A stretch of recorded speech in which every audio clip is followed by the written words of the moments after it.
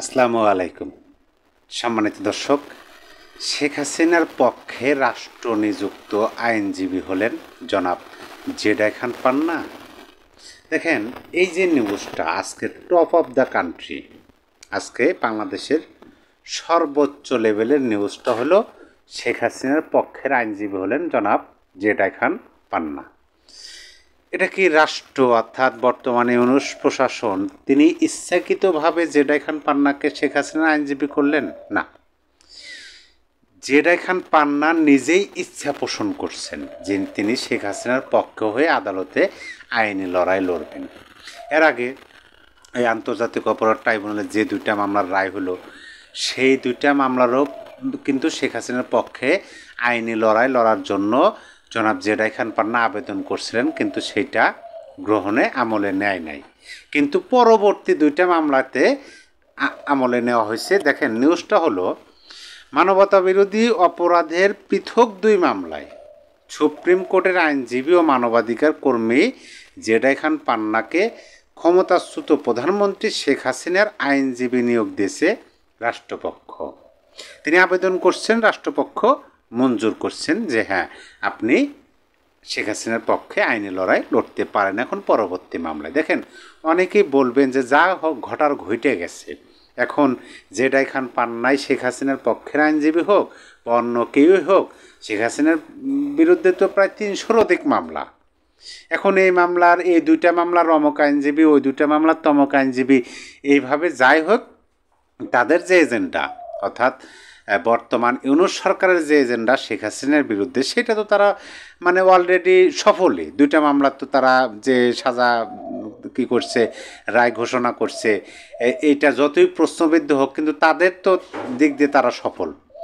তাদের জন্য বলবো, দেখেন এখানে আমরা তো এইটাও জানি যে আওয়ামী লীগের পক্ষ থেকে বা শেখ হাসিনার তিনি যে বক্তব্য দেন, শেখ হাসিনার পুত্র কন্যা বা নেতা নেত্রীর যে বক্তব্য দেন, এই যে আন্তর্জাতিক অপরাধ ট্রাইব্যুনালে মামলার বিষয়, রায়ের বিষয়ে আমরা অনেক বক্তব্য অনেকের কথাই শুনছি। তারা তো এই আদালতই মানেন না, তারা এই রায় তো দূরের কথা, এই আদালতই মানেন না। এমনকি তারা এইটা বলেন যে এই সরকার, অর্থাৎ ইউনূস সাহেবের সরকার হলো অসাংবিধানিক সরকার, অনির্বাচিত সরকার। এই সরকার যেহেতু অসাংবিধানিক, অনির্বাচিত, অবৈধ, আর এই সরকার আন্তর্জাতিক অপরাধ ট্রাইব্যুনালে শেখ হাসিনা বিচার করার জন্য একাধিকবার আইন সংশোধন করছেন। তার মানে কি, অবৈধ সরকার যাই করব সব কিছু অবৈধ, তাহলে এগুলা মানার দরকার, এগুলা তারা গণনার মধ্যে আনতেছে না। এ বিষয়ে আমারও বক্তব্য আছে, ইউটিউব চ্যানেলে দেখবেন, তাদের বক্তব্যের রেফারেন্সে আমি কথাগুলো বলছি। কিন্তু এই যে আজকে 23শে নভেম্বর 2025 জনাব জেডাই খান পান্না, তিনি সুপ্রিম কোর্টের সিনিয়র আইনজীবী, সাথে সাথে তিনি মুক্তিযোদ্ধা।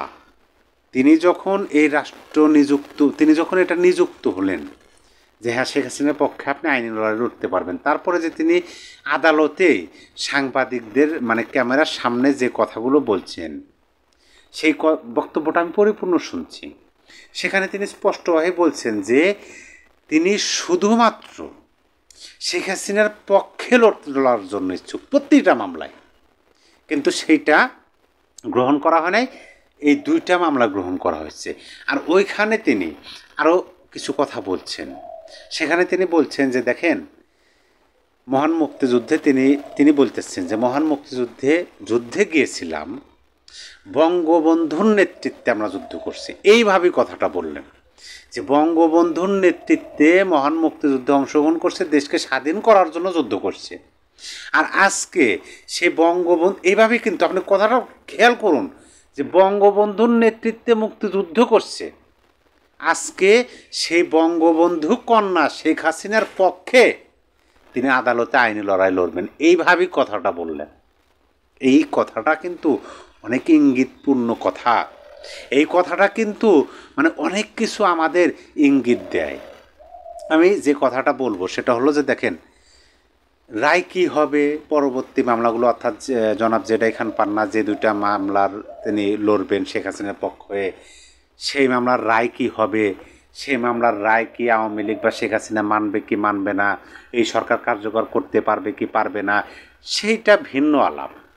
কিন্তু যেটা মূল আলাপ সেটা হলো যখন একজন জেডাই খান পান্নার মতো সিনিয়র আইনজীবী শেখ হাসিনার পক্ষে আইনি লড়াই আদালতে লড়বেন, তখন আমাদের অনেক অজানা বিষয় আমরা জানতে পারবো। এইটা আমার কাছে খুব ভালো লাগতেছে। যেমন ধরেন আমির হোসেন, জনাব আমির হোসেন শেখ হাসিনার পক্ষে রাষ্ট্রনিযুক্ত আইনজীবী, তিনি যে মামলার লড়লেন, সেই মামলার রায় হলো তিনি খিলখিলাইয়া করলেন যে তার মনের মধ্যে অনেক কষ্ট। তার এবং জজ সাহেবের যে কথোপকথন ভিডিও ভাইরাল হলো, স্পষ্ট হয়ে গেল যে শেখ হাসিনার পক্ষে যাকে দাঁড় করা হয়েছে তিনিও শেখ হাসিনার বিপক্ষে। তারপরও কিন্তু আমরা অনেকগুলো তথ্য পেয়েছিলাম তার মাধ্যমে, শেখ হাসিনার বিরুদ্ধে মামলাগুলো কিভাবে কি হইতেছে, সেই মামলাগুলোর রায় কিভাবে প্রলম্বিত করা হইতেছে, আদৌ শেখ হাসিনার দোষ কতটুকু, আমরা কিন্তু অনেক কিছু জানতে পারছিলাম। আর সেই জায়গায় যখন জনাব জেডাই খান পান্না তিনি মুভ করবেন, তিনি আদালতের সামনে বিভিন্ন ডকুমেন্ট উপস্থাপন করবেন, তথ্য প্রমাণ উপস্থাপন করবেন শেখ হাসিনার পক্ষে, তখন কিন্তু এই যে ম্যাটিকুলাস অনেক কিছু প্রসার হইতেছে শেখ হাসিনার বিপক্ষে, সেই অনেক জট আমাদের সামনে পরিষ্কার খুলে যাবে। আমরা অনেক অজানা তথ্য জানতে পারবো। আমরা হচ্ছে দেশের জনগণ, দেশের সাধারণ মানুষ, এই বিষয়টা আমরা খুব ভালোভাবে জানতে পারবো যে আদৌ শেখ হাসিনার দোষ কতটুকু, কতটুকু শেখ হাসিনার বিপক্ষে প্রচার হইতেছে, আর শেখ হাসিনা ঘটনা কতটুকু ঘটাইছেন। দেখেন, রাজনৈতিক দল এবং রাজনৈতিক দলের নেতাদের বিচার করেন, কিন্তু করেন বা করবেন বা করার অধিকার আছে দেশের জনগণের। যদি সুনির্দিষ্ট কোনো অভিযোগ বা সুনির্দিষ্ট কোনো অভিযোগে অভিযুক্ত না হয়, এরকম ধোঁয়াশাপূর্ণ অভিযোগ, সেই অভিযোগগুলোর বিচার কিন্তু জনগণ করে ভোটের মাধ্যমে। কিন্তু শেখ হাসিনা বিলে আমরা সেগুলো দেখতেছি না, তাকে ভোটে আসতে দিতেছি না। তারা নিজেদের মতো করে যে আইনজীবী নিয়োগ দিয়া তারা মামলার রায় ঘোষণা করতেছে। আর সেইখানে যখন জেডাই খান পান্না সাহেব চলে আসবেন, তখন আমরা অনেক কিছু জানতে পারবো, অনেক অজানা তথ্য, অনেক গভীরের খবরও আমরা সামনে দেখতে পাবো। এই বিষয়টা ভাবতেই আমার একটু হলেও আমার মনের মধ্যে ভালো লাগতেছে। এবং এই বিষয়টা আপনারা জানেন, তারপর আপনাদেরকে জানানোর জন্য ক্যামেরার সামনে আসলাম, যে নতুন করে আমার মুখ দিয়ে আপনারা শোনেন। তবে আমি অভিনন্দন জানাই জনাব জেডাই খান পান্নাকে। দেখেন, এই যে সময়, এই সময়ে শেখ হাসিনা তো দূরের কথা, মুক্তিযুদ্ধের পক্ষে, মুক্তিযোদ্ধার পক্ষে, সংবিধানের পক্ষে দুইটা কথা বলার মতো জোর গলায় এই বাংলাদেশে মানুষ খুঁজে পাওয়া বড় দায়। আর এই পরিস্থিতির মাঝে যখন এরকম একজন বয়স্ক মানুষ, সিনিয়র সিটিজেন, তিনি যখন আপন ইচ্ছায় বঙ্গবন্ধু কন্যা শেখ হাসিনার পক্ষে আইনি লড়ার কথা বলেন, আদালতে তিনি অ্যাপ্লাই করেন এবং মিডিয়ার সামনে এসে বলেন যে বঙ্গবন্ধুর নেতৃত্বে মুক্তিযুদ্ধে অংশগ্রহণ করেছিলাম, মুক্তিযুদ্ধ করেছি, দেশকে স্বাধীন করেছি, 2025-এ এসে বঙ্গবন্ধু কন্যা শেখ হাসিনার পক্ষে আদালতে আইনি লড়াই লড়ব। তখন মুক্তিযুদ্ধের পক্ষে যারা, স্বাধীনতার পক্ষে যারা, বঙ্গবন্ধুর আদর্শ যারা ধারণ করে, তাদের ভালো লাগার বিষয়। অভিনন্দন এবং শুভেচ্ছা জনাব জেডাই খান পান্না সাহেব আপনাকে। সম্মানিত দর্শক, সবাই ভালো থাকবেন, আবার দেখা হবে। আল্লাহ হাফেজ।